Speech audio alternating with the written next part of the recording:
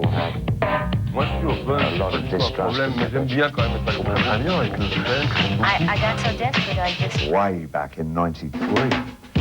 L'artiste multifonction, c'est ce que je dis tout le temps. Je les aime, quoi, vraiment, c'est dingue.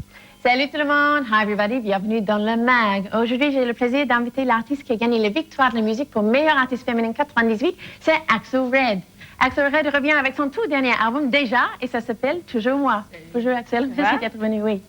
Alors, ce qui est marrant, c'est qu'on a toujours resté femme toujours dans la tête et dans les oreilles, et là, il y a déjà un nouvel album qui sort, et en plus, apparemment, c'est prêt depuis 6 mois. Alors, c'est quoi cette super production incroyable? C'est-à-dire qu'on ne se rend jamais compte, mais Rester femme était le dernier single de mon ancien album, À Tâtons, qui était quand même sorti il y a plus de 2 ans et demi. C'est pas vrai. L'album À Tâtons. Oui, donc, ça oui, mais... Oui. Et donc, je veux dire, Rester femme, c'est le dernier single. Ouais. Et donc, les gens ont l'impression que je l'ai enregistré tard, mais je veux dire... tu vois, il s'est passé quand même 2 ans et demi, donc c'est pas anormal que l'autre album était en route. Et puis en plus... je ne savais pas que Rester femme allait être un si grand succès. Oui. Et justement, le fait que vous l'avez sorti en dernier single, ça veut dire que vous ne pensiez pas que c'était le hit de l'album non plus? Non. Oui. Je voulais le sortir parce que je tenais à cette chanson, mais je ne savais absolument pas ce que ça allait faire. Alors maintenant, on va regarder un portrait de votre carrière jusqu'à présent, et c'est une rubrique de France Sumberge. Jamais, jamais tes yeux.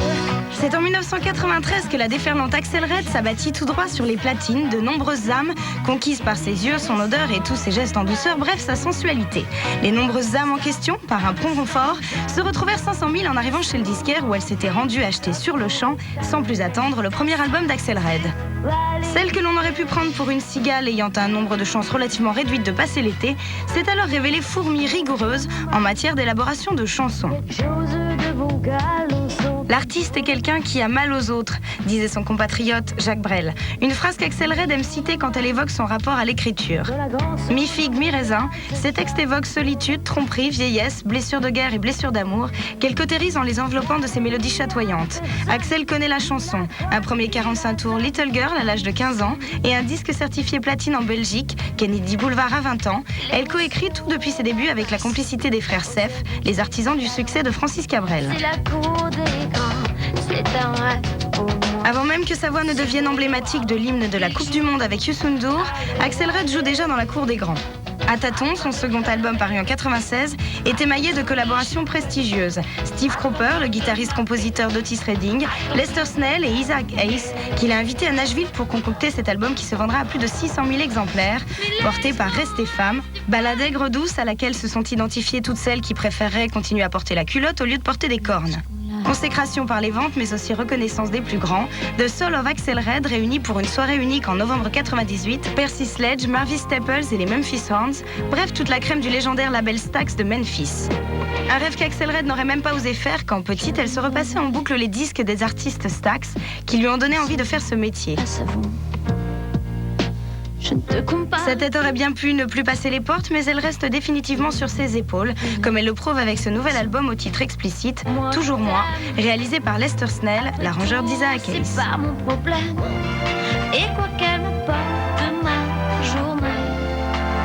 À la ville, elle est Fabienne Demal, maman et avocat de formation.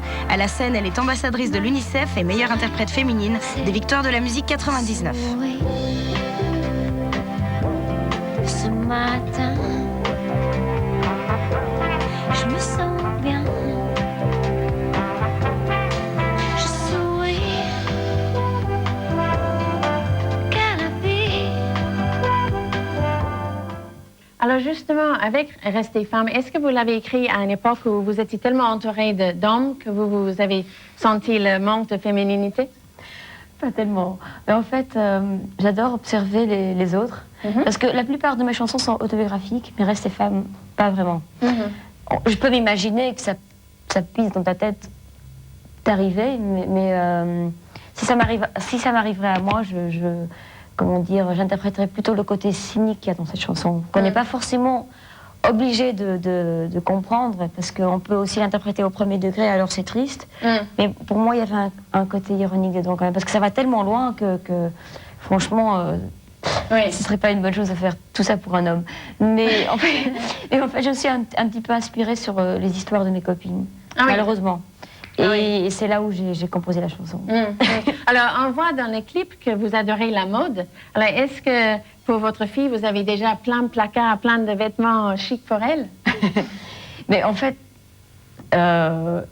les gens se foutent de ma gueule parce que tout ce qu'elle porte, c'est blanc. Ah oui? Je veux que du blanc. Et Être pur ou... oui, je trouve ça. Oh, est-ce que c'est parce que justement vos parents vous ont mis dans des ambiances bleues Oui. et ça vous a gêné et c'est pour ça que vous êtes absolument. raide aujourd'hui? Oui, parce que hier, elle avait un pyjama bleu parce que tous les blancs étaient sales et puis il y en a un bleu. Et son berceau, il est bleu, alors je dis la pauvre. Elle a des yeux bleus comme moi, alors je dis la pauvre, tu vas avoir le même complexe. Elle va détester le blanc. Très bien. Mais ce qui est très très cool, c'est que autant que j'ai pas envie c'est vrai que j'aime bien, moi j'aime bien les créateurs, mais j'ai pas envie de la forcer. Mais ce qui est très très cool, c'est qu'elle a reçu des cadeaux. Véronique Leroy a fait, tu vois le maillot à flamme que j'ai dans le clip? Oui, oui. Elle a le même petit maillot pour mettre au-dessus de son père. Elle a reçu un chapeau d'Elvis Pompilio. Alors voilà, elle va être l'enfant le meilleur habillé de Paris. Ou de la Belgique. Mais on verra. Moi, franchement, j'aime pas les enfants sont trop mode. Alors, c'est une chose de grandir en écoutant Aretha Franklin, Otis Redding, Percy Sledge. C'est autre chose d'être dans la cuisine de Stephen Cropper avec sa famille avant d'enregistrer des titres. Que pensez-vous que vous avez comme personnalité pour justement arriver à un tel niveau? Comment dire je ne sais pas, j'ai rencontré Steve Cropper et je crois que, premièrement, bon, il a senti que j'étais vraiment fan de lui et que je m'intéressais vraiment à cette musique. C'est pas juste un coup de folie, ou, je veux dire, quand tu en parles, tu sens tout de suite. Et puis en plus, je crois qu'il y a aussi, bon, il a beaucoup aimé ma musique, et ça c'est une autre chose, mais je crois qu'il y a aussi le contact humain. Oui. Je veux dire, on s'est parlé, et puis ça a fait... Clac. Oui. Tout de suite.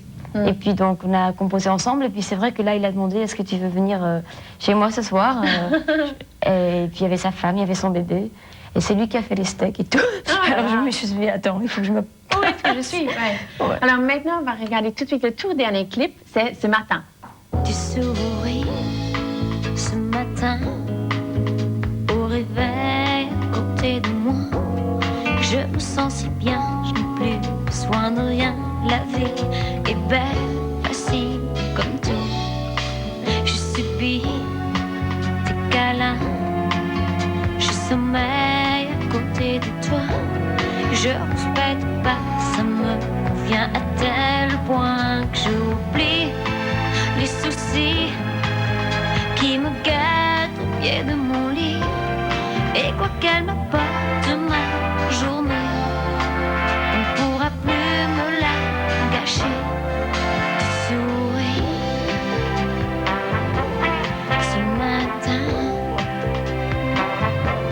je me sens bien. Tu souris quand tu me dis que tu piges pas. Alors, quand vous avez enregistré cet album Toujours moi, vous étiez enceinte. Alors, est-ce que la petite, elle a donné vous des coups de pied quand elle a dit « Oh, j'aime bien cette chanson-là, j'aime moins ». Est-ce que vous avez eu des réactions avec elle? En fait, elle avait, quand elle était dans mon ventre, elle avait 4 mois plus ou moins. Ah oui, donc c'est le début. Oh, c'est le début, rien. Donc...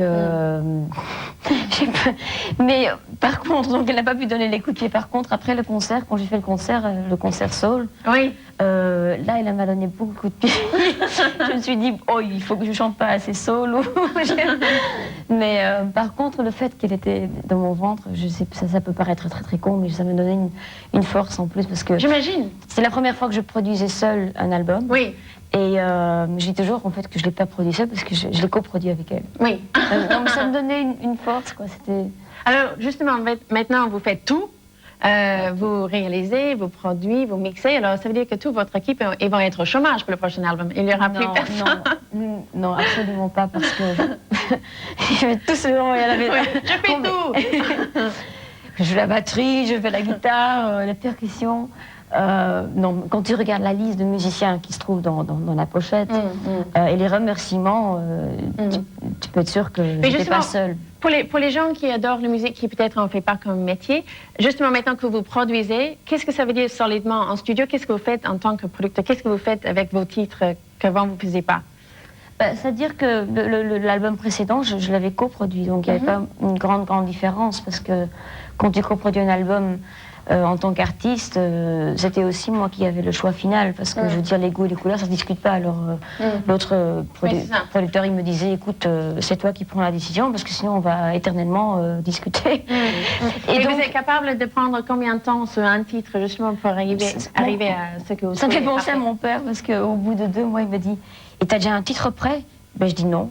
Comment? Il n'y a toujours pas. Je dis, mais non, mais écoute, c'est pas comme ça, on travaille tous les titres en même temps, et puis un jour, je travaille un petit morceau de l'un, puis de l'autre, puis tu enregistres les percussions pour tous les titres. Et donc, je veux dire, c'est fur et à mesure. Et puis, chaque titre se passe différemment. Il y a deux chansons qui, entre autres, Kiteto et à 82 ans, qui sont entièrement des maquettes. Ah oui, bah justement, parce que vous dites que vous travaillez d'abord avec les sons, et après vous mettez les textes avec. C'est la musique qui vous inspire les textes. Alors, pour la musique de 82 ans, comment est-ce que vous êtes arrivé à voir les textes sur l'âge avec ces musiques-là? Parce qu'au début, quand j'ai entendu, j'ai dit, on dirait pour un enfant, un instrument pour un enfant. Et après, avec l'horloge, on dirait, peut-être, elle pense que c'est le temps qui passe trop vite ou les choses comme ça. Non, parce qu'en fait, quand je dis ça, que je fais les paroles sur la musique, là, je parle de la composition. Et quand je suis au stade de la composition, il y a juste clavier-voix. Donc c'est vraiment plutôt, sans rentrer dans trop technique, mais c'est l'harmonie de la chanson qui inspire.